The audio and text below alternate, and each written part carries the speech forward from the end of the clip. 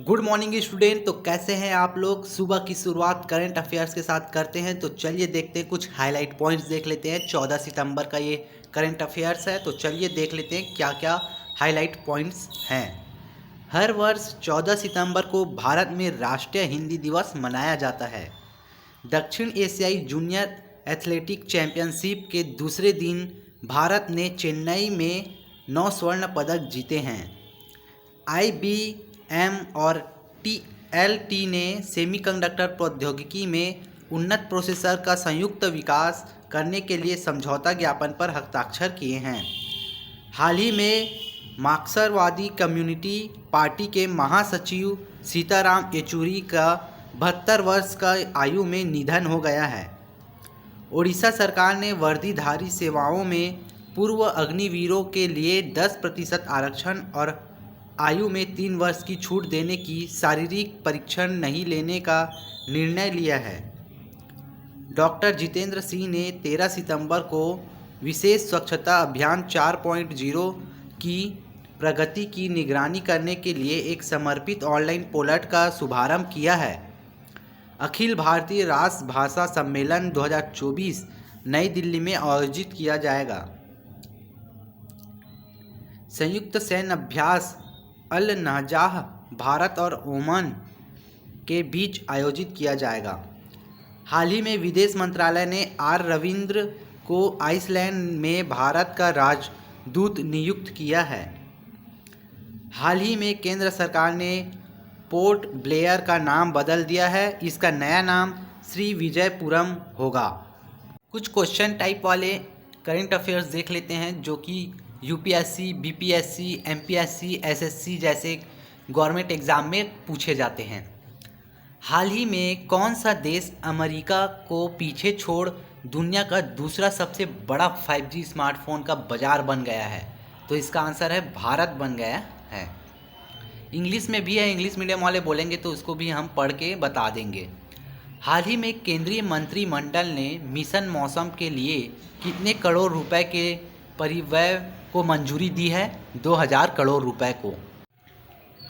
हाल ही में किसकी आत्मकथा 5 डिकेड्स इन पॉलिटिक्स का विमोचन किया गया है? तो इसका आंसर है सुशील कुमार शिंदे।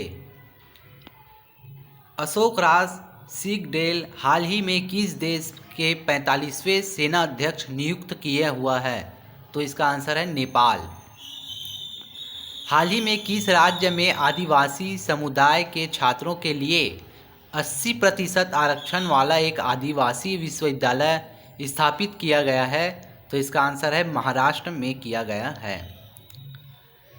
भारत ने 12 सितंबर को कहां से vertical launch short range surface to air missile का सफलतापूर्वक परीक्षण किया है? ओडिशा तट में किया है। हाल ही में किस देश ने भारत को 5 करोड़ 28 लाख डॉलर की कीमत की हाई एल्टीट्यूड पनडुब्बी रोधी प्रणाली सोनोबॉय बेचने के लिए निर्णय लिया है? अमेरिका ने। हाल ही में कौन सा राज्य शहरी क्षेत्र के सभी 328 प्राथमिक स्वास्थ्य केंद्रों में आयुष सुविधा उपलब्ध कराने वाला देश का पहला राज्य बना गया है?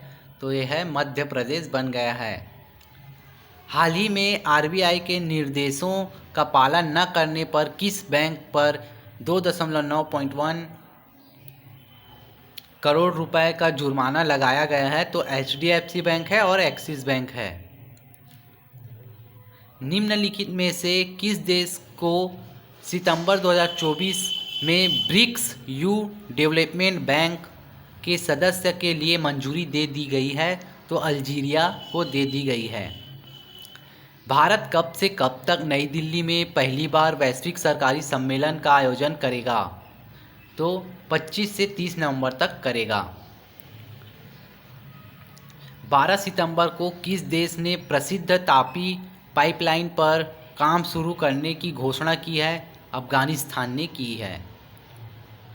भारत और किस देश के मध्य 13 से 26 सितंबर तक संयुक्त सैन्य अभ्यास अल नजाह का 5वां संस्करण आयोजित किया जाएगा? तो ओमान इसका आंसर होगा। हाल ही में किस राज्य सरकार ने गौ संरक्षण, ग्रामीण विकास और दूध उत्पादन के वृद्धि के लिए वृंदावन ग्राम योजना शुरू की है? तो इसका आंसर है मध्य प्रदेश में। हाल ही में ऐसा पहला देश कौन बन गया है जिसने अपने मतदाताओं को सभी स्तरों पर न्यायाधीशों को चुनने की अनुमति दी है? मैक्सिको को।